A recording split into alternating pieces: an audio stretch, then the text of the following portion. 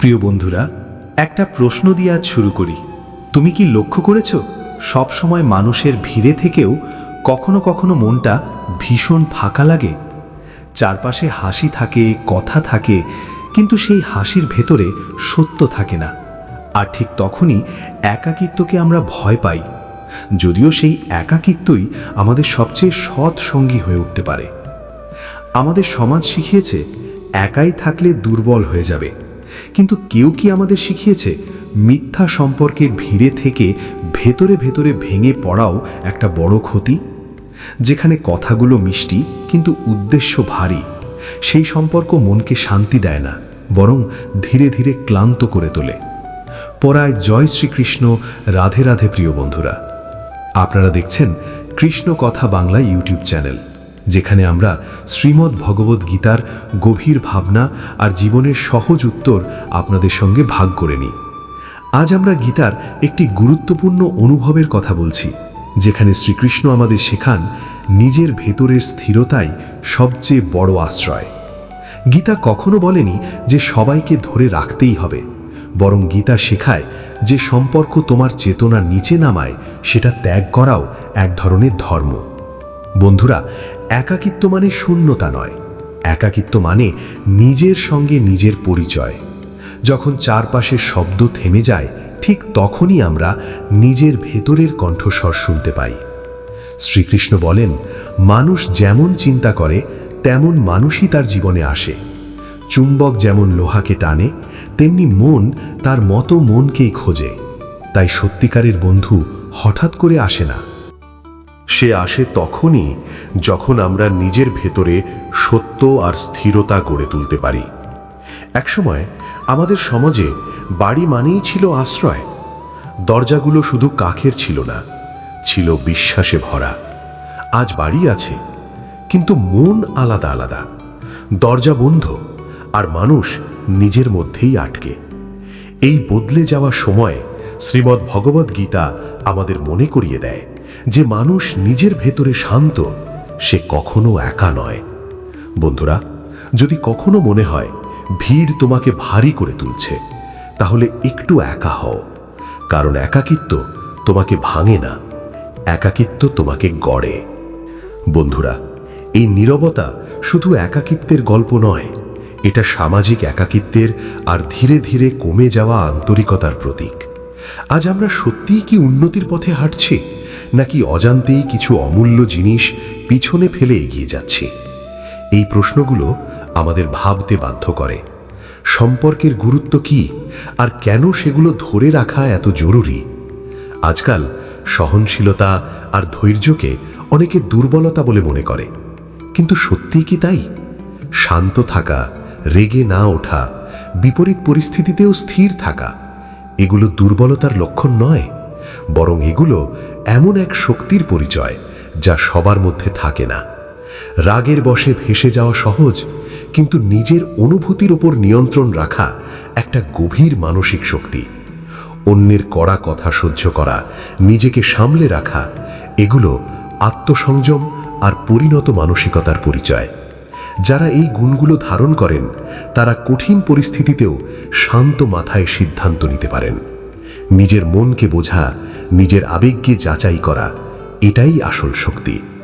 শ্রীমদ্ ভগবদ্ গীতাও আমাদের এই আত্মনিয়ন্ত্রণের কথাই শেখায়। বন্ধুরা, জীবনে লক্ষ্য থাকাটা খুব জরুরি, কিন্তু সেই লক্ষ্য অর্জনের পথে ভয় আর সন্দেহকে জায়গা দিলে আমাদের শক্তি নষ্ট হয়ে যায়।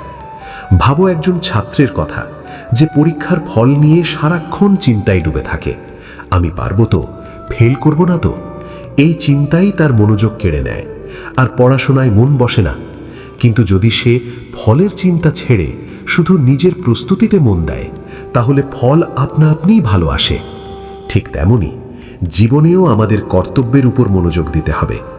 গীতায় শ্রীকৃষ্ণ বলেছেন, আমাদের অধিকার শুধু কর্মে, ফলের উপর নয়। যখন লক্ষ্য ঠিক করা হয়, তখন ছোট বাধা, লোভ বা অন্যদের নেতিবাচক কথায় পথভ্রষ্ট হওয়া উচিত নয়।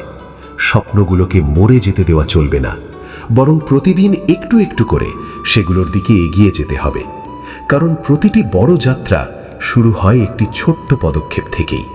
সঠিক দিকের প্রতিটি ছোট পদক্ষেপ শেষ পর্যন্ত তোমাকে তোমার লক্ষ্যের কাছেই পৌঁছে দেবে।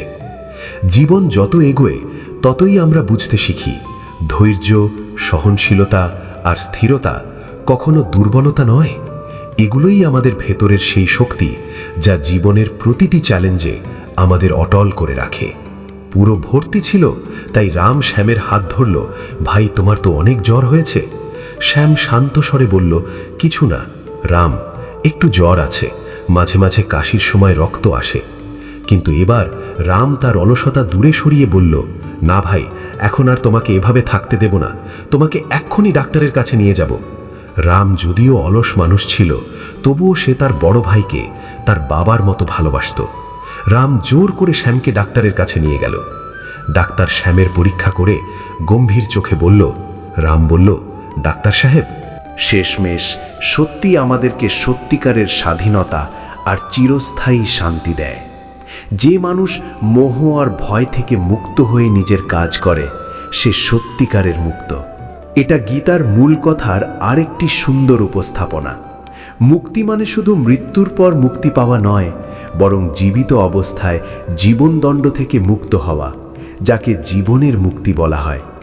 আমাদের দুইটা সবচেয়ে বড় বেঁধে রাখা জিনিস হলো মোহ আর ভয়।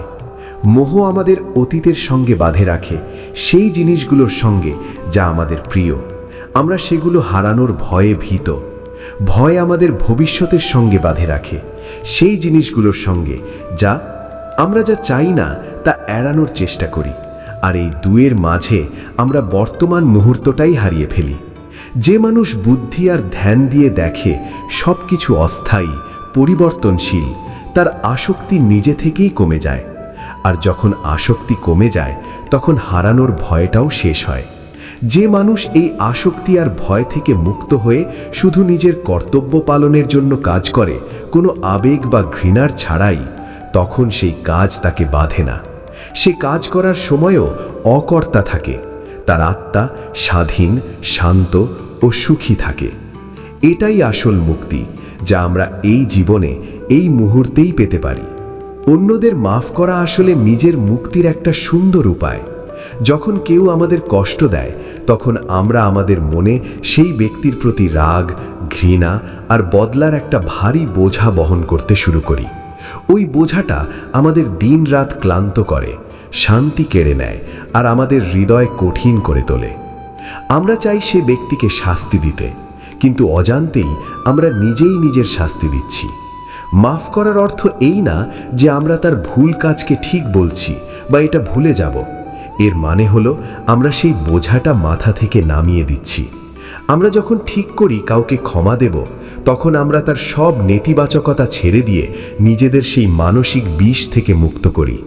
এটা আমাদের নিজের মঙ্গলের জন্য নেওয়া একটা সচেতন সিদ্ধান্ত।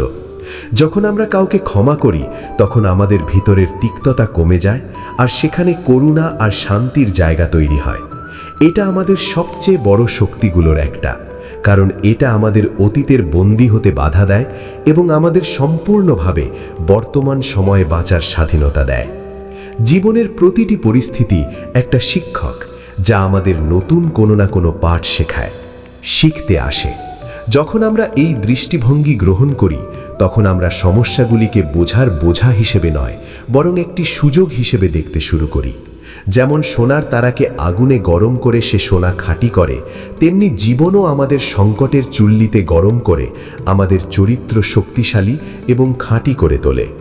সংগ্রাম আমাদের ভিতরের ঘুমন্ত শক্তিগুলোকে জাগিয়ে তোলে। যখন আমরা আরামের অবস্থায় থাকি, তখন আমরা আমাদের পুরো ক্ষমতার ব্যবহার করি না, কিন্তু যখন কোনো চ্যালেঞ্জ সামনে আসে, তখন আমাদের ভিতর থেকে নতুন শক্তি, নতুন উপলব্ধি এবং নতুন সাহস খুঁজে বের করতে হয়। এই সংগ্রাম আমাদের আরও বিনম্র, সহনশীল এবং বুদ্ধিমান করে তোলে। আমরা যতই চ্যালেঞ্জ পার হই, আমাদের আত্মবিশ্বাস ততই বাড়ে। তাই যখন কঠিন সময় আসবে, তখন সেখান থেকে পালাবেন না।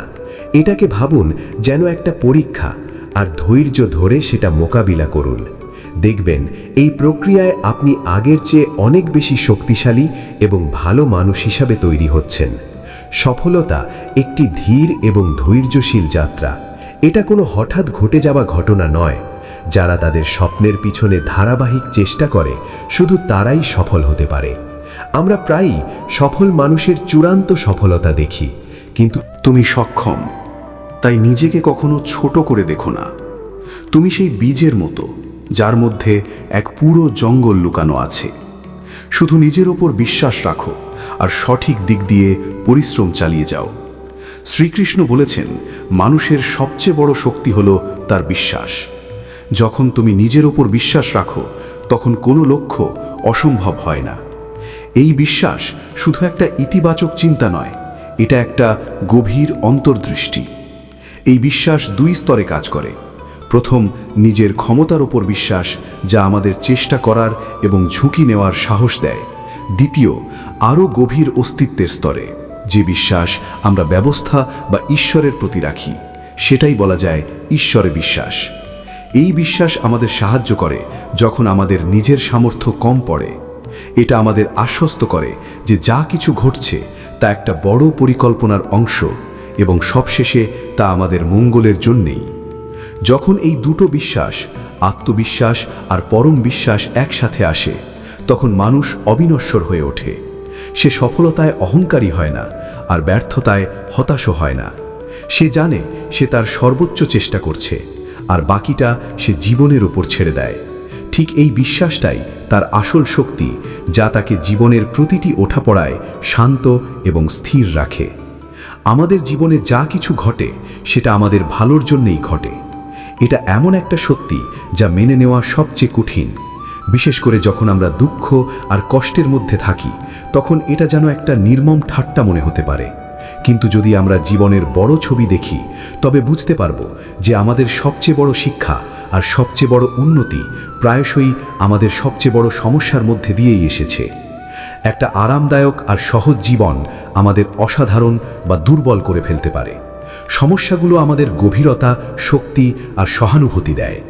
হয়তো কোনো একটা সমস্যা প্রথমে খুব খারাপ মনে হবে, কিন্তু সময়ের সাথে বুঝতে পারবো সেই ঘটনাই হয়তো আমাদের বড় কোনো ক্ষতি থেকে বাঁচিয়েছে বা আমাদের নতুন আর ভালো পথে নিয়ে গেছে। একবার এক কৃষকের ঘোড়া পালিয়ে গেল।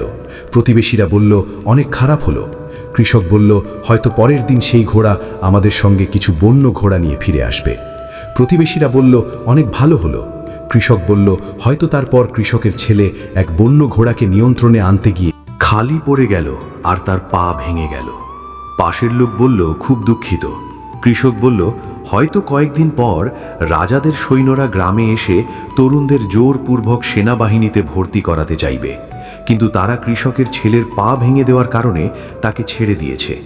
প্রতিটি ঘটনা যা মানুষ ভালো বা খারাপ বলে মনে করে, তা একটা বড় ছবির অংশ। তাই জীবনের ঘটনাগুলো নিয়ে তাড়াহুড়ো করে সিদ্ধান্ত না নিয়ে অস্তিত্বের বুদ্ধিমত্তার উপর বিশ্বাস শিখতে হবে। যে মানুষ সময়ের মূল্য বোঝে, সময়ও তার মূল্য বোঝে। প্রতিটি মুহূর্তকে কাজে লাগাও, কারণ চলে যাওয়া সময় আর ফিরে আসে না। অর্থাৎ জীবন মানে যখন আমরা সময় নষ্ট করি, তখন আসলে আমরা আমাদের জীবনটাই নষ্ট করছি। সময় হলো একমাত্র সম্পদ যা সবার জন্য সমান। ধনী আর দরিদ্র, রাজা আর গরিব, সবার দিনেই 24 ঘন্টা। পার্থক্য শুধু এইটুকুই যে আমরা সেই সময়কে কিভাবে ব্যবহার করি। যে মানুষ তার সময় শেখায়, কিছু তৈরি করে, ভালোবাসায় ব্যয় করে আর তার লক্ষ্যের পথে এগোয়, তার সময় তাকে সফলতা, সম্মান আর সন্তুষ্টি এনে দেয়। আর যে মানুষ তার সময় অলসতায়, বেকার কথাবার্তায় বা নেতিবাচক চিন্তায় অপচয় করে, তার জন্য সময় হয়ে ওঠে অনুশোচনা আর ব্যর্থতার কারণ। প্রত্যেক মুহূর্ত একটা খালি চেকের মতো, যাতে তুমি যা খুশি পূরণ করতে পারো। তুমি সেটা এক দামি অভিজ্ঞতায় ভরাতে পারো বা সেটা খালি রেখে দিতে পারো। সিদ্ধান্ত তোমার। যাওয়া সময় আর ফিরে আসে না, কিন্তু আসন্ন প্রতিটা মুহূর্তের সেরা ব্যবহার করা আমাদের হাতেই। তোমার সময়ের মালিক হওয়া মানে তোমার জীবনের মালিক হওয়া। যেমন সূর্য প্রতিদিন সকালে কোনো স্বার্থ ছাড়াই আলো ছড়ায়, তেমনি আমাদেরও কোনো স্বার্থ ছাড়াই আমাদের কাজ করতে হবে। এটাই আসল জীবন। এটা নিঃস্বার্থ কর্মের এক সুন্দর উদাহরণ। সূর্য দেখে না যে আমি আমার, যদি ওকে আটকে রাখার চেষ্টা করো, তবে কষ্টই বাড়বে। ওকে যেতে দাও। হয়তো ওর জীবন তোমার জীবনে এতটুকুই কাজ। এটা মেনে নেওয়াই তোমাকে মুক্তি দেবে। আসল ভালোবাসা কোনো জিনিস বা মানুষের মালিকানায় থাকে না। এটা সেই অন্তর্নিহিত শান্তিতে থাকে যা পাওয়া বা হারানোর মাধ্যমে বদলায় না। যা তোমার তা আসলে তোমার নিজের শান্তি, তোমার নিজের আনন্দ, তোমার নিজের আত্মজ্ঞান, এবং তা কেউ তোমার কাছ থেকে ছিনিয়ে নিতে পারে না। একবার এক সম্রাটের কাছে ছিল এক অসাধারণ নীলমণি পাওয়ার ইচ্ছা। সে তার সৈন্যদের ও গুপ্তচরদের 4টি দেশে পাঠানো। গুপ্তধন ফুরিয়ে গেল, কিন্তু মণিকে কিছুই পাওয়া গেল না। সম্রাট চিন্তা আর রাগে জ্বলে উঠল। তার রাজ্যের নদীর ধারে এক ফকির থাকত তার ঝুপড়িতে। সে সারাদিন চুপচাপ বসে থাকত, নদীর প্রবাহ দেখত, পাখির গান শুনত। এক সকাল যখন সে নদীতে গোসল করতে গেল, তখন একটা ঝকঝকে জিনিস তার পায়ে লেগে গেল। সে তুলে দেখে সেটা ছিল একমাত্র নীলমণি যা নদী তার সাথে নিয়ে এসেছে। এই কথা সম্রাটের কাছে পৌঁছলে সে দৌড়ে ফকিরের কাছে গেল আর বলল, আমি সত্যি। জগৎ উল্টে পাল্টে গেল, আর ওকে তুমি এখানে বসে বসে পেয়ে গেলে? এটা অন্যায়। ফকির হেসে বলল, রাজা, তুমি তাকে পাওয়ার জন্য লড়াই করেছ, তুমি তাকে নিজের করার চেষ্টা করেছ। তোমার চেষ্টা ছিল অহংকার আর লোভ দিয়ে গড়া। আমি তো শুধু এখানে ছিলাম, শান্ত আর খালি। আমি তাকে পাওয়ার কোনো চেষ্টা করিনি, আমি শুধু অস্তিত্বের প্রতি খোলা ছিলাম। ও মণিটা আমার কাছে এসেছে কারণ আমি বিশেষ, সেটা নয়, বরং আমার কাছে তাকে পাওয়ার কোনো চাপ ছিল না। ব্রহ্মাণ্ড শক্তিকে নয়, ভারসাম্যকে প্রতিক্রিয়া করে। যা তোমার তা তোমার শান্ত আর গ্রহণশীল হওয়ার উপর নির্ভর করে। তোর কাছে পৌঁছায় তোরা অস্থির আর আগ্রাসী হওয়ার কারণে না। মানুষ তার চিন্তার মধ্য দিয়ে গড়ে ওঠে। সে যেমন ভাবে তেমনই সে হয়। এটা শুধু একটা ইতিবাচক চিন্তার কথা নয়, এটা চেতনার বিজ্ঞানের গভীর সূত্র। আমাদের চিন্তা শুধু বাতাসে নেই, এটা একটা সূক্ষ্ম শক্তি। প্রতিটি চিন্তা আমাদের শরীরের রাসায়নিক পরিবর্তন আনে, আমাদের অনুভূতিকে জন্ম দেয়। অনুভূতি আমাদের কাজকে প্রেরণা দেয়। কাজ বারবার করার ফলে আমাদের অভ্যাস গড়ে ওঠে। অভ্যাস মিলে আমাদের চরিত্র তৈরি করে, আর আমাদের চরিত্রই আমাদের ভাগ্য গড়ে তোলে। এই যাত্রার শুরু এক ভাবনায়, কিন্তু সমস্যা হলো আমরা আমাদের ভাবনার ব্যাপারে সচেতন থাকি না। আমাদের মন একটা ভিড়ের বাজারের মতো, যেখানে হাজার হাজার ভাবনা কোনো নিয়ন্ত্রণ ছাড়াই ঘুরে বেড়ায়। এদের অধিকাংশই অতীতের স্মৃতি বা ভবিষ্যতের চিন্তার সঙ্গে জড়িত, এবং অনেক সময় নেতিবাচক হয়।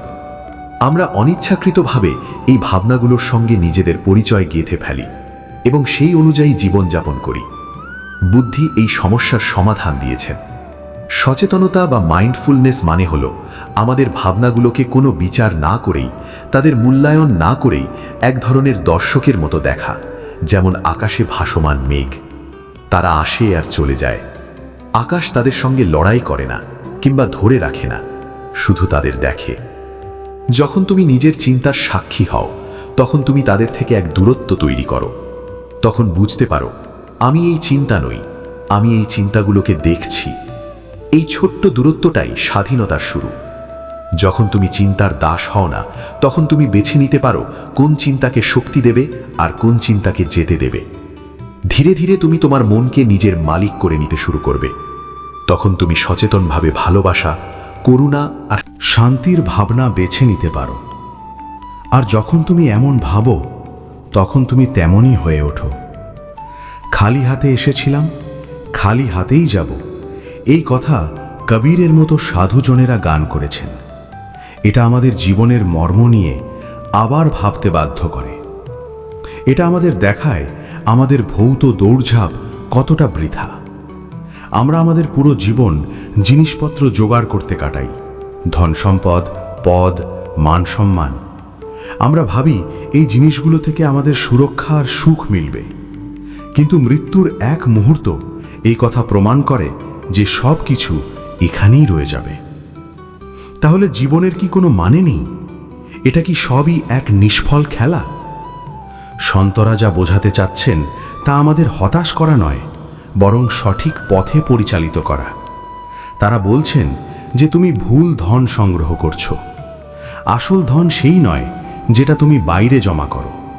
আসল ধন হলো যা তুমি নিজের ভিতরে গড়ে তোলো। তুমি তোমার ধন, তোমার বাড়ি সঙ্গে নিয়ে যেতে পারবে না, কিন্তু তুমি তোমার কাজের অভ্যাস, তোমার চেতনার স্তর, তোমার জ্ঞান, তোমার ভালোবাসা, তোমার করুণা সঙ্গে নিয়ে যাবে। জীবন হলো একটা সুযোগ তোমার চেতনাকে উন্নত করার, তোমার ভিতরের গুণগুলোকে উজ্জ্বল করার, অজ্ঞান থেকে জ্ঞানের দিকে, বন্ধন থেকে মুক্তির দিকে, পশুবোধ থেকে দেবত্বের দিকে যাওয়ার একটা যাত্রা। জৈন ধর্মের অপরিগ্রহ শুধু জিনিসপত্র ত্যাগ করা নয়, বরং জিনিসগুলোর প্রতি যে মমত্ব বা আমার ভাবনা সেটাও ত্যাগ করা। তুমি রাজপ্রাসাদে থেকেও অপরিগ্রহী হতে পারো যদি জানো যে সেই প্রাসাদ তোমার নয়, তুমি শুধু তার বিশ্বস্ত। আর তুমি ঝুপড়িতে থেকেও পরিগ্রহী হতে পারো যদি তুমি ওই ঝুপড়ির সাথে এতটাই জড়িয়ে থাকো। তাই প্রশ্ন এই নয় তোমার কাছে কি আছে, প্রশ্ন এই যে তোমার ওপর কি জিনিসটা থাকা দরকার।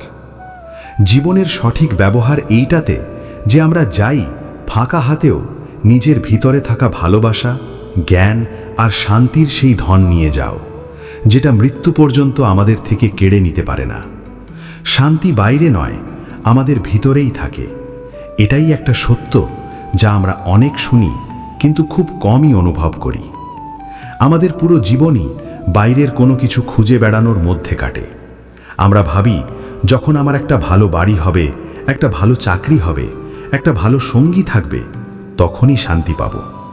আমরা শান্তিকে বাইরের পরিস্থিতির সঙ্গে জুড়ে দিই, আর যখন সেই জিনিসগুলো পাই তখনও এক সময়ের আনন্দের পর মন আবার অস্থির হয়ে পড়ে।